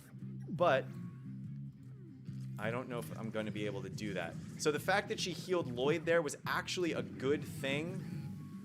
Now, now we have a problem though. I don't want to deal... Oh, no, we don't have a problem. We can start dealing damage to Firefighter Ash instead. Now the Hiker should come out with a heal at some point. There it is. Great. Just doing a lot of basic attacks here until Explorer Aurora comes out of stealth. We do have their Lloyd locked out of using his stealth on everyone, which is good. I'm going to take this opportunity to heal up my Clockwork Robot. Why would you do that, Matt? Because Locust is about to come in with his AoE. And when he does that, I want to make sure... Oh, that was bad. I want to make sure that everybody can survive it. Now, she's going to bring back to life. We knew that. Lloyd is now dead. I want to take out Explorer Aurora. Let's hit her with the big ulti-ult. Come on, walk the plank. Oh, I used it on very much the wrong character. That was terrible. Matt, what are you doing? A rookie mistake made. Oh no. That was actually really, really stupid. Okay. Now we have a bunch of people locked out of their abilities. And we kill you. Now I need to heal, unfortunately, instead of defeating Explorer Aurora, who dodges again. And wait, she should have had her res up, but she didn't? I don't know what just happened there, because she should have gotten her res back. Anyway, stop dodging, Explorer Aurora. I need you to die. Obviously, my Clockwork Robot does no damage. Let's see. She's got debuff immunity. Oh my goodness, another dodge. Just get out of here. Come on, Explorer Aurora, with your 90% dodge. Just die already. Jeez. Okay, maybe now? I don't know. Let's see if we apparently get lucky. Oh, Clockwork Robot. Clockwork Robot. Yes, it's kind of poetic that my Clockwork Robot came in and got the kill. The weakest member of the team, the only one I'm truly concerned with staying alive at this point, comes in and takes the Reser out of the picture. Look at all of this dodging. My goodness. And Clockwork Robot gets yet another kill. It's actually pretty hilarious. This Ice Glider must not have been leveled up all the way. Yeah, that's what it is. That's why she wasn't getting her, that's why she wasn't getting her res back. So that actually makes some sense. Okay. Let's take you out. Nope. Let's take you out. There we go. All right, great. So we've gone through all of these levels with our Clockwork Robot in.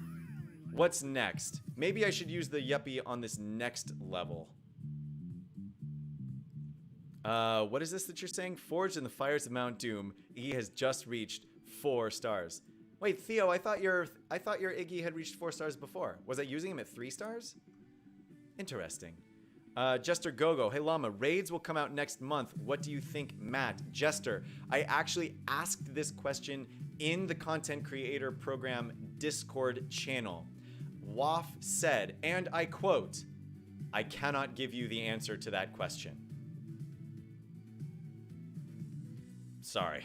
I do not have anything better for you right now. I asked him, I said, I know you can't give me specific dates, but can you at least ballpark it? Can we expect it by Halloween? Can we expect it by Thanksgiving? Can we expect it by Christmas? And he said, I cannot answer that question. Now, our assumption is that it's going to be perhaps Halloween themed, because we do know, one, that raids are going to be space themed, and they did just have the giant space release. So if they wait too long, then it's going to feel too disjointed.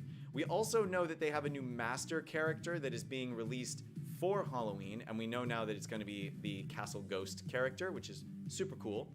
So our hope is actually that it happens perhaps right after Halloween or right before Halloween, that this big release comes into the game.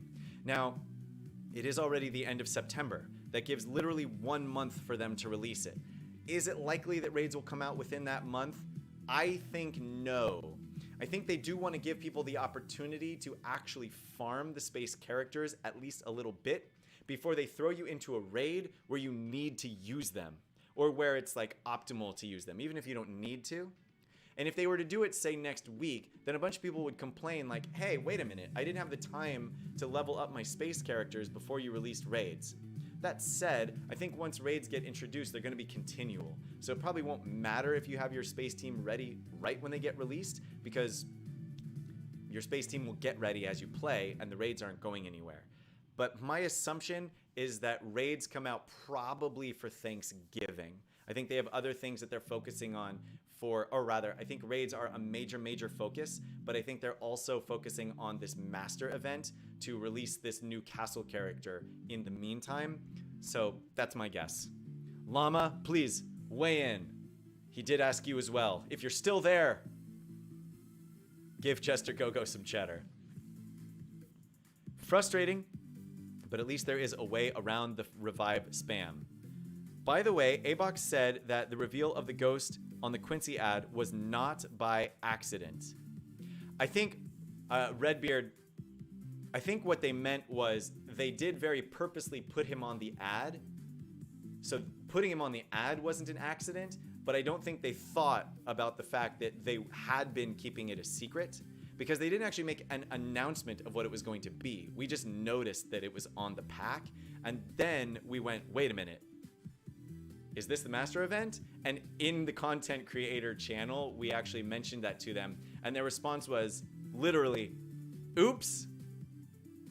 So I think they very intentionally put it on the pack, but I think they unintentionally forgot that they had been keeping it a secret and that the pack would reveal it, if that makes sense. I had Iggy ready to start up, but hadn't spent the coin. Ah, Theo, I got you. So wait, which one is this one? Ah, so here is where we are using, what was it? Tio's Yuppie, right?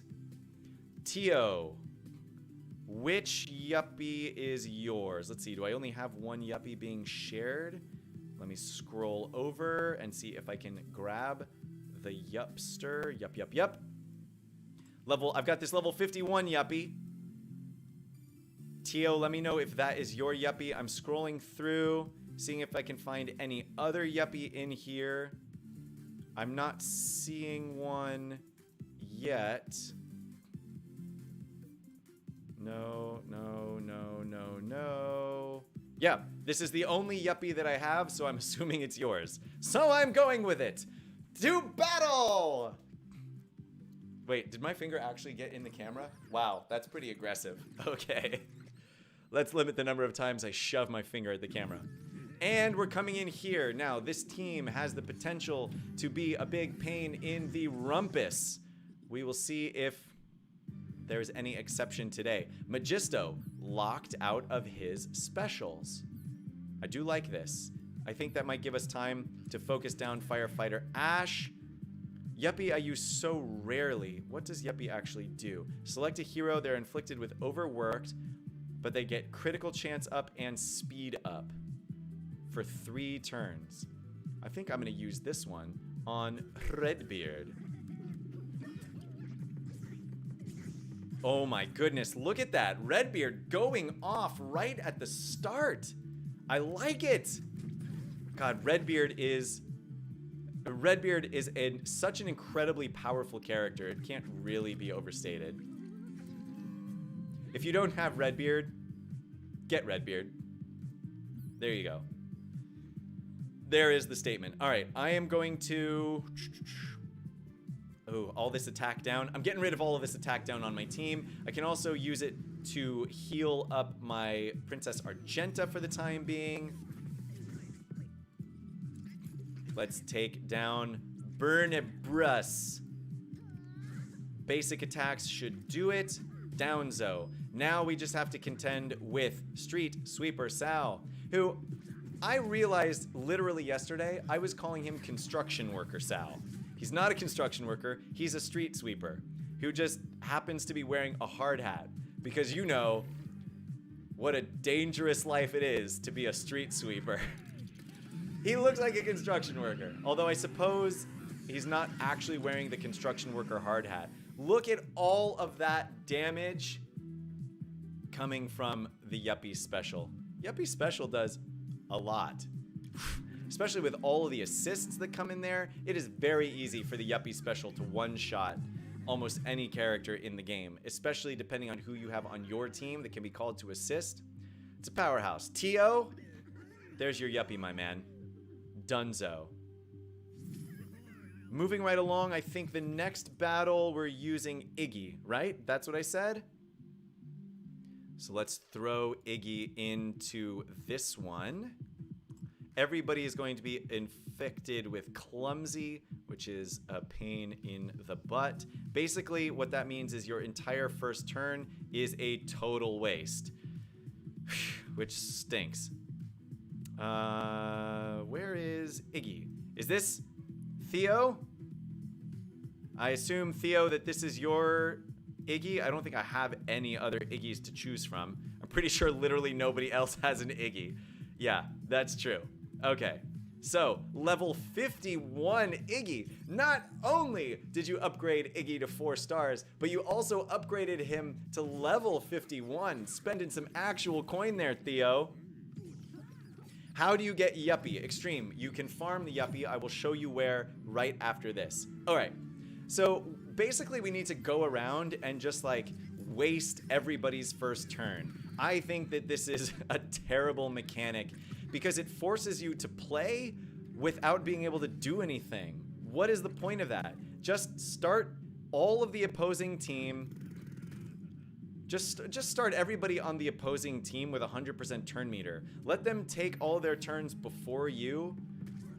And it's essentially the same thing, but at least then you don't feel like your first lesson was just, or your first opportunity was just all wasted. Just a bummer. Okay. Select a target hero. They gain speed up for 2 turns. I think I might want to do that. And I think I might want that person to be I think Redbeard, because Redbeard is my biggest hero. Now I can use my heal from my hiker, and now I can start pouring out the damage. I think I'm going to actually hold on to my major damage dealing abilities though until I have the ability to target Redbeard. Now, they did take out my clockwork robot. I think I'm gonna let it go though, if I'm being completely honest with you, because he served his purpose. And now I can actually use my buddy clockwork robots for the rest of the time. We will use Iggy's ultimate. Now, one of the saving graces of Iggy. Iggy is one of those characters that everybody likes to say is just absolutely terrible, and it's kind of hard to prove anybody wrong, but he does have an incredibly fast ultimate. In this particular case, it applies Dizzy to everyone, which is a really, really solid ability, especially when you're facing off against a team with Redbeard on it. It will prevent Redbeard from getting all of his extra attacks and counters, which just pretty much can't be overstated. Now, I am actually going to take the opportunity. I know I have my Walk the Plank available, but their Redbeard has 3 buffs, which means I can stun him, like you just saw me do. And then I can use my Redbeard ultimate against somebody else. Who's it going to be? Probably Lloyd, because I think he's getting ready to stealth everybody again. Should be. Max health down, give everybody grit up. Yeah, I'm going to give everybody grit up because there are still some debuffs coming from Argenta and Cook Bart, who I am not going to be able to take down if their Lloyd puts his stealth up. I can use the heal from Mahaiki. Ooh. All right. Let's make Lloyd walk the plank, shall we? Kaboom! Oh, and great. We take him out with the follow-up. Now we just have to make sure that we end the level with everybody as high as we possibly can as we approach the last couple of levels on the board. Boom. Boom. Come on, let's take out that hiker. Make sure that we keep our Redbeard nice and full. Nice and full. Oof, Redbeard taking all of that damage. Oh, with the unfortunate dodge. And look at this, Iggy already coming around with his second opportunity to throw out that special. Hiker, do you have your heal ready? Please tell me you do. You do! You are my friend. You are my sunshine. My only sunshine. You make me happy when skies are gray. So let's see, what do we have? How do we get Yuppie? That's him, that's him. The Find Tiles button from Glyph Hunt. Oh, so there you go. Extreme, everybody has answered the question for you. Glyph Hunt 5H4 and 6H1. It is possible that you do not yet have access to the Yuppie if you haven't progressed far enough into the game. But there's the answer. That's how you get him. And now we come in for the final node against the ninjas. Now, Vahid, here's where I can show you what I'm talking about with the ability to use down the rest of your guild allies. You'll notice that I have 8 guild allies left that I can use, but I only have 1 node. And we're talking about the achievement, right? The achievement here that will actually give you bonuses, or rather the achievement that relies on you using guild allies. First, let me come in here and collect all of my Brickspedition rewards. or my Brickspedition time quest rewards. Whoop. Let's go back a second. Time quests. I need to use 6 more clockwork robot. I need to win 6 more I need to win 6 more Brickspedition missions with the clockwork robot in order to finish this out. I should be able to finish that out tomorrow. No problemo. In the meantime, what was I showing you? Oh, right. The achievements. So, I believe that the one for sharing allies is, here we go. Use 1,000 shared heroes. Note, I'm at 832 out of 1,000. Cool? So, come into the Brickspedition. We're on the last node. I am going to use this team. And then I'm going to throw in a random hero. We'll come in, we'll load the map. Now this is going to be a little unexciting, sorry, but it is a way to get those extra points. Wait till the map loads. And then once it does, you can just click on the gear and exit the mission. Once you have done this,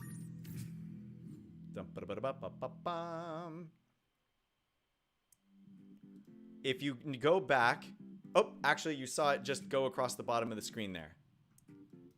You can go back and check if you're concerned. Use 1,000 shared heroes. You'll notice I'm now at 833. So, if you get through your Brickspedition without using all of your guild allies, you can use the extra ones at the end in this manner to just sort of rush through them and get some credit for them. In my case, I'm going to use probably 5 more or so, and then I'm going to try it with a clockwork robot because I do want to try and win another mission with the clockwork robot. It is against the ninjas and they are pretty tough.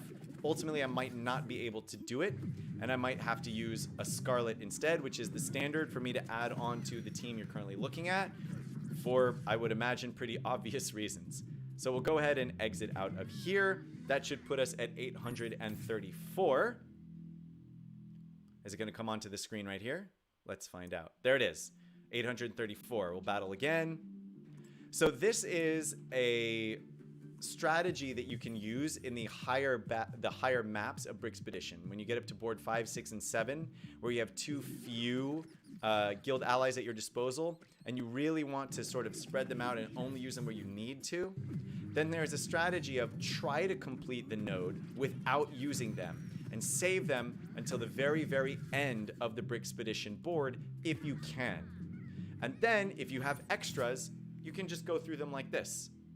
Now, obviously on boards 1 and 2, you have more than you need, so you might as well start using your guild allies right from the beginning. And I think it was as Theo pointed out before that for whatever reason I just wasn't paying close enough attention and I wasn't doing it, but I should have been doing it the whole time. Neat trick to using up those shared heroes on the last map. You got it, dude. Thumbs up. This, by the way, is by far the longest stream I have ever done. Can only do this on a Sunday, because normally I would have had to stop about 45 minutes ago to actually get to my real job. But you guys can help me with that by liking, subscribing, and telling all of your buddies. I am about 30 subscriptions away from getting my own unique YouTube URL, and I'm very, very excited about it. So please, share me out to all of your buddies. Rent me out to them like a mule. I will carry their packs up and down the mountains. That doesn't make any sense. But you know what I mean. I was just kind of trying to go with the mule thing. So, there you go. But yes, hit that like, subscribe, tell your mom, tell your dad, tell your brothers and sisters. Say, listen, here's this guy and he's super handsome and wildly entertaining. And I wish I could be him. If not, just be with him. But I can't. The closest I can get is subscribing to his YouTube channel. I know, it sounds silly and kind of lame, but do it anyway. And then if you don't want to watch his stuff, just turn off the notification button. So don't worry about it. All right, I am now going to pull in a buddy clockwork robot and see if I can complete the mission with said robot. Look at this person, got their Clockwork Robot up to 6 stars. I don't know who this is, but wow, dude, that's dedication. Okay, use my Kelvin as a simp. Tio. Oh. So, I know what you mean, Tio. Sorry, I didn't see that before I had started running through all of this stuff. But that is obviously an excellent idea. Okay, let's see. Can I... Ooh, this would be excellent. A 50% chance to inflict disarmed. If I can get disarmed on Lloyd right here at the beginning. Come on, RNG. Come on, RNG. Oh, the RNG fails me miserably. If I could have gotten disarmed on Lloyd right from the beginning, that would have been amazeballs. Ugh, the accuracy down is killer. I'm gonna go through everybody's basic attacks here. Let's get a heal up from the hiker. Please keep everybody alive. I am probably going to end up using... Yes, I am going to end up using Redbeard's... Oh, no! I want to cleanse everybody, but now I have the opportunity to kill Lloyd. Of course, I do have to get lucky enough to do a little bonus attack, but I still got to try it. Do I have to try it? I still have to try it. Come on, give me a bonus. Oh, no! Instead, we get a dodge, and everything is a total waste, and the world is a terrible place, and everything stinks. Okay, if the Clockwork Robot has 2 or more stacks of Wind Up, selected hero's ability cooldowns are refreshed. 4 or more stacks of Wind Up refreshes all ability cooldowns on another random hero as well.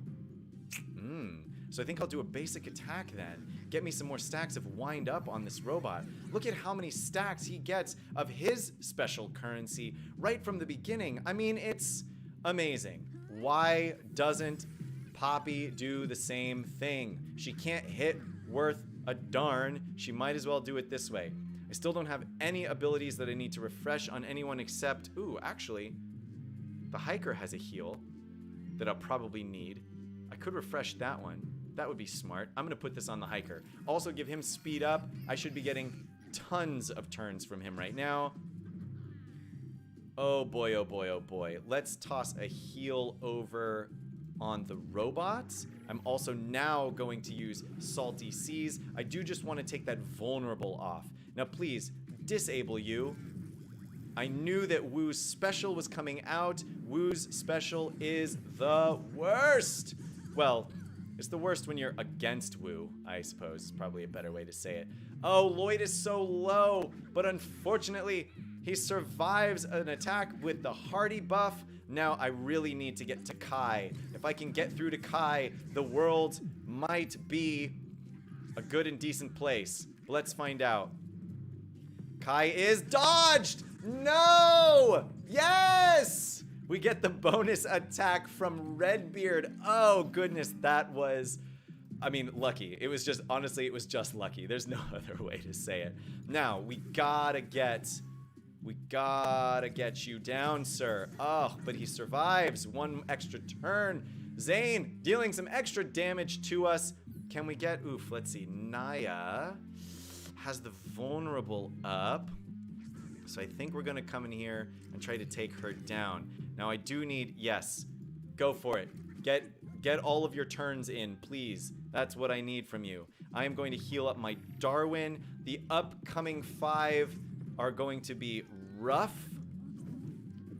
I do want to save all of my special abilities, except I think I actually want to put speed up on my hiker because I really want him to get a heal in here pretty fast.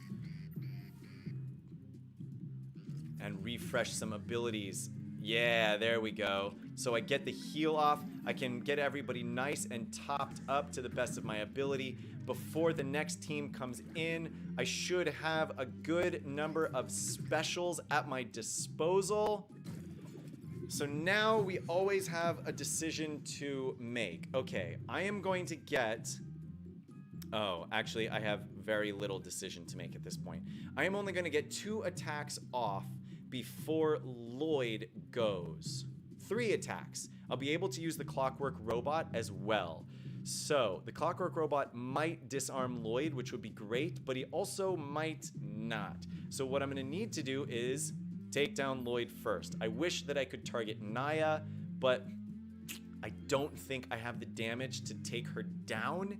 If I had Redbeard and Argenta and Darwin that had the ability to go before Lloyd, but Lloyd is just so fast. I don't think it's going to happen. So instead, we're going to focus on Lloyd, because if he puts everybody into stealth, then we'd have to take them out anyway. And Walk the Plank gets dodged, because Walk the Plank always gets dodged when you need it not to. Gosh. We do luckily get the disarmed though, so maybe we'll be able to take out Naya. Let's hope that we get lucky, I guess, because apparently there is no... apparently, it is impossible to beat the ninjas unless you get lucky. That is basically what I have learned, is that there's only one way to beat ninjas, and that is to get lucky. Whew! Okay, what do we have going on here? Let's see.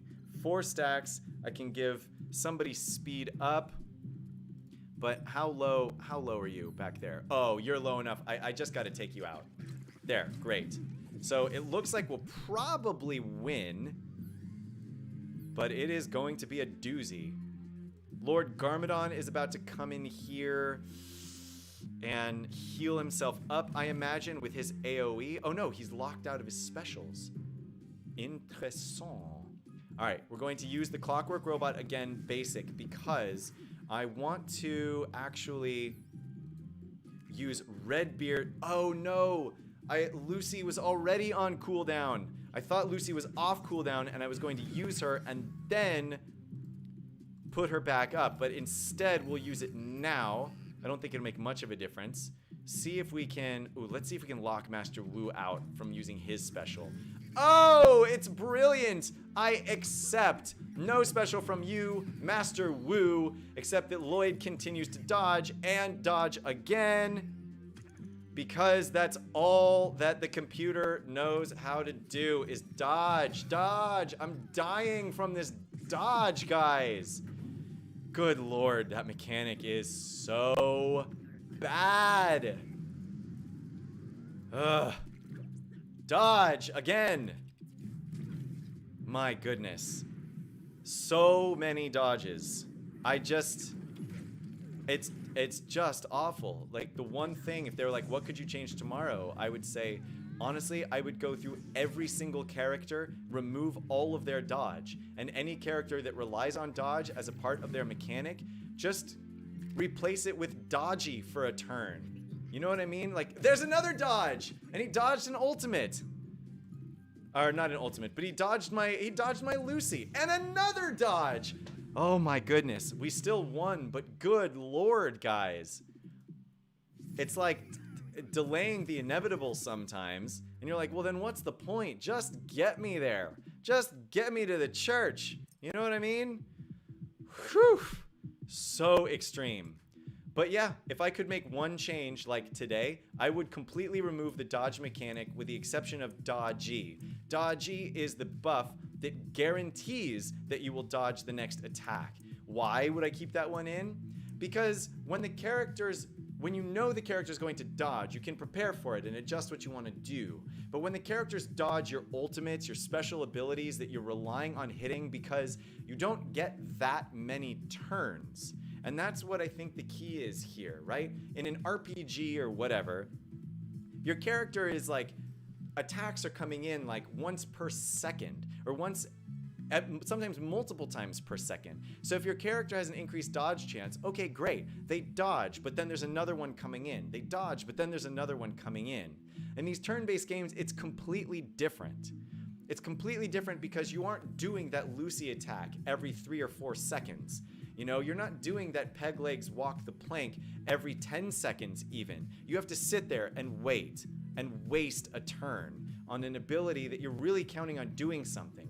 Not only does it not do anything, but then it goes on cooldown. So not only was it useless, but you also wasted a turn. You essentially, it's worse than being stunned, right? Because when you're stunned, you just lose your turn, but you can do whatever you wanted to do next turn if you still survive. When you get dodged, you basically got stunned and lost the use of your ability.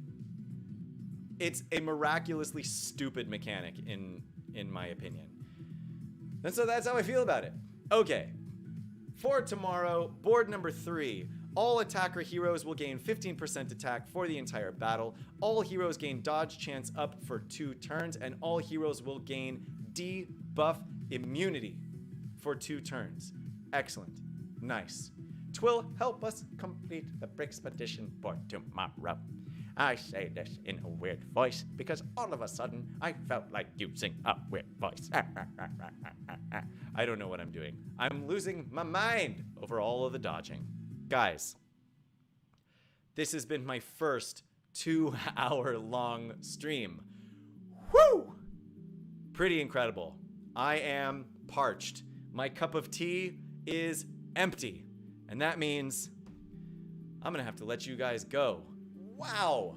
What a day we had today. Going over the booster pass, going through the arena teams, the Brixpedition, so many new faces out there on the stream today. Lots of new questions, information from the content creator program. We had the llama on earlier today. Cosmic joined us for some time. And of course, all of you guys, Theo, Tio, Robert, Nanu, probably, Vahid, welcome. I hope that you hit that like and subscribe button if you haven't already, and I hope that you continue to join me Wednesday, Thursday, Saturday, and Sunday at 9 a.m. Eastern Daylight Savings Time, or Eastern Standard Time, whatever time it is in New York, 9 a.m. that time. Ugh. And for the rest of the day, guys, go outside. It's my dad's birthday today, so I gotta go give him a call. Say, what's up, Pops? Congratulations. You made it one more year. But until then, guys, thank you again. And I will see you hopefully Wednesday morning. Later, alligators.